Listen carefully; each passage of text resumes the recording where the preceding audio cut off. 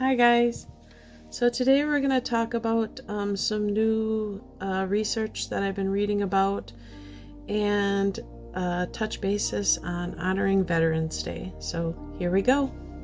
So today we're going to talk about some chapters out of this book here. It's called Attachment Trauma, Working with Dissociative Identity Disorder and Multiplicity. And this chapter here is going to be about the PTSD associated with DID. So here in this part it talks about the altercation of brain function. PTSD and DID does also appear to alter brain function. Van der Kolk and his team have shown how. They exposed to the taped account of their traumagenetic experience. The brains of right-handed individuals suffering from PTSD displayed remarkable changes under positron emission tomography. They noted a marked decrease in blood flow. The speech area in the dominant left hemisphere and increased blood flow in the right limbic and paralimbic system, as well as in the visual cortex. The latter may be associated with the visual component of PTSD, such as the flashbacks. This also ties in with our clinical experience. Traumatized patients often report an inability to speak when they relive traumatic experiences, and many see things related to these experiences. So, what's interesting about that is I've always struggled with speech, but I work very hard at it. So sometimes when I read, I mispronunciate. I am horrible with punctuation. These were things that when they had tested me for my disabilities that I lacked in because of the trauma as a child. I didn't experience school and comprehend things in school as well as others at that time because of the abuse. So next here it states, DID and PTSD also appear to result from the failure to integrate trauma into the declarative memory system. As a result, trauma can become organized at a sensory and somatic level, and the traumatic response can be unconsciously triggered off and physically re-experienced without the consciousness memories to accompany it. This represents a somatic form of disassociation. As a result, the traumatized individual is likely to be repeatedly exposed.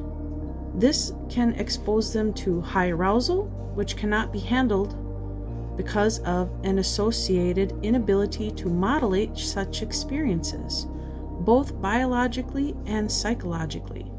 These behaviors are particularly evident in victims of chronic adult or childhood trauma or complex PTSD symptoms that are associated with DID. Now next here it explains by Dr. Herman some of the symptoms. Okay, their symptoms involve changes in affected regulation, including persistent dysphoria, chronic suicidal preoccupation, self-injury, changes in consciousness such as amnesia for traumatic events, transient dissociative episodes, experiences of depersonalization and derealization, reliving the experiences either through flashbacks and intrusive thoughts, helplessness, feelings of shame and guilt, and of being completely different from others. So next I'm going to explain a little bit of my own symptoms that go with this. So what they're talking about is the brain's way of functioning when you have dissociative identity disorder. So when I had brain scans and they brought up a traumatic event to the point where I would disassociate, this feeling, I don't know if you've ever felt it before, but like right before you throw up, you get kind of this hot rush and all of a sudden things just kind of haze out. At times my eyes will dilate or they will partially close. And with that experience, I deal with derealization and deregulation. So what happens is one part of my brain will shut down and another will light up, shown in brain scans. And when that happens, I change to an alternative state of mind. So it's not like they claim, a complete switching clothes and things like that. It is more of an experience of going into a memory, and that alternative state holds the memories or repressed memories that I was unable to remember. So another thing that comes with that is somatic symptoms, which is, they vaguely touch basis on that in this book. Somatic symptoms are basically symptoms that are from my past, from the abuse from my past. So the clenching of my legs together, the pain in my body I'm feeling, the change in blood pressure, the change in body temperature, when a alternative state takes over. So basically I'm put in this state of mind where everything just kind of shuts down, and my voice levels can vary depending on the alternative state. And it's difficult because when you start to work with a therapist, you have no awareness of these states of mind. I've been at this over 10 years, and with the help of EMDR, CBT, DBT, EFT, and DNMS, I am more able to regulate my emotions and alternative states of mind, okay? And as time goes on, I want to be able to function better, like I do at home. I function very well at home, but in other places, I don't function so well. I sometimes will have a switch. And switches can vary from hours to sometimes even days. It just depends on the stress and the deregulation.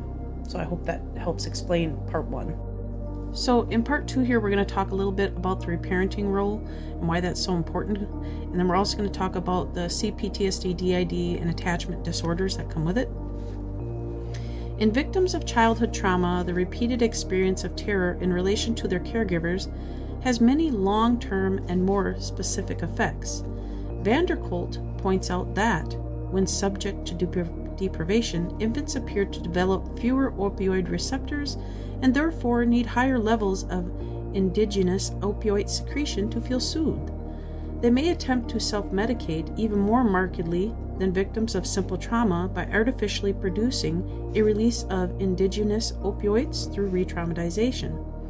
This leads to the phenomenon of repetition compulsion. This will also achieve the same effect by harming themselves or binging. This simple illustration highlights how individuals can cut themselves off from memories and feelings that are too painful to acknowledge.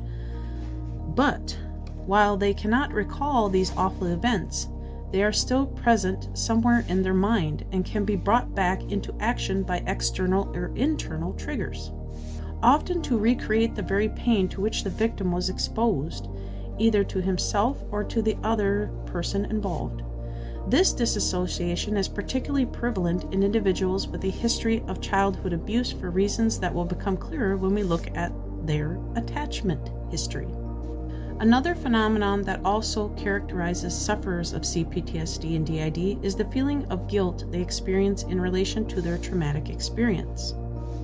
This sense of guilt is a major importance in the treatment of these patients who may not only feel this way because they have survived when others have not, but because by feeling they are to blame, they are at least feeling more in control of what has happened to them. It's a normal response in the face of the terrible sense of helplessness they had experienced at the time of the traumatic experience.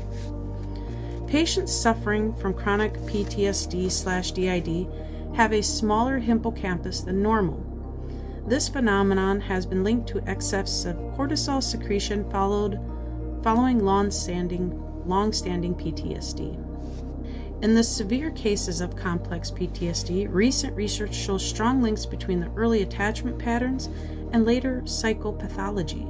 Struve and his team have carried out a total of 19 years prospecting on the study showing how infants assessed as having disorganized attachment patterns using this strange situation develop dissociative disorders, such as borderline personality disorders or dissociative identity disorders as adults.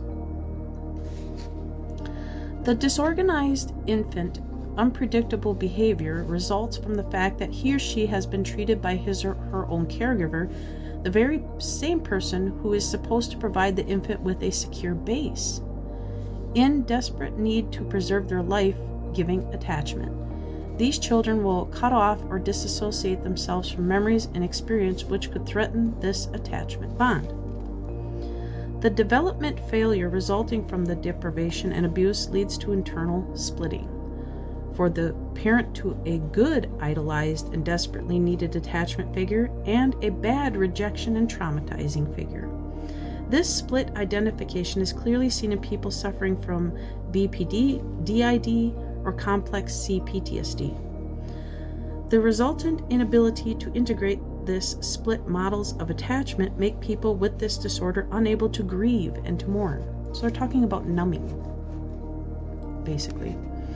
Only the perspective of alternative, secure enough attachments can enable such an individual to abandon his lifelong parental attachments with all the suffering that this implies. It means realizing that there never was and never will be a good enough feeling, a good parent, and some of the wounds of the past will probably always be there, albeit in an intuitive and more tolerable form. So a little bit of an explanation for part 2. So what they're saying is over the years of attachment and detachment due to the abuse and physical abuse from a caregiver, relative, family member, whatever, you develop this low self-esteem, you discredit yourself, you don't love yourself, you are taught to self-soothe in ways that are probably unhealthy. So to change those dynamics or symptoms of DID, you have to, for one, they got 3 stages with it. The first stage is to get you stabilized, get your history a bit, and get to know you. The second stage is the healing process, where you're going through the most severe part of your abuse, trying to remember. So a lot of times that could take years because your alternative states hold those repressed memories. And then the third stage of healing is basically done through different variations of psychotherapy. Some of them processes are actually done even in part 1 and part 2. Hence the reason why EMDR done is so important, because, it can be done through lights, it can be done through sound, bilateral stimulation, and it can be done through EFT, which is like tapping on the knees or tapping on each hand, vice versa. These are techniques that can help regulate and keep you composed enough so you don't switch, like a grounding tool. And then there is some people who do DBT with the EMDR, CBT, EFT, and DNMS, which is a new psychotherapy that is being used to help you with your reparenting role of your age-regressed states. So basically you're learning how to reparent yourself through good coping skills and good grounding skills. So basically the idea is to regulate you, and to do that it's a lot of steps, especially with the somatic symptoms, because them can be very real. The heart palpitations, the insomnia, the pain in private areas, things like that you re-experience while trying to go through this process. And then you add in amnesia and age-regressed states, alternative states of mind that you also need to learn to connect with to get your memory back. So these are things that can help regulate those things that come with this disorder. It is vital to try not to stigmatize the disorder for that very reason, because everybody's trauma is different. Some people do have more co-consciousness than others. Mine is very introverted and very covert. And so it takes longer for me to get through these experiences because of that. Hence the reason why my team had to go through my history all the way dating back to kindergarten to notice the scales of my grades, the scales of my behavior. You know, some people don't have that history and some people do. It's almost like you have to investigate yourself to get to know yourself, to reparent yourself.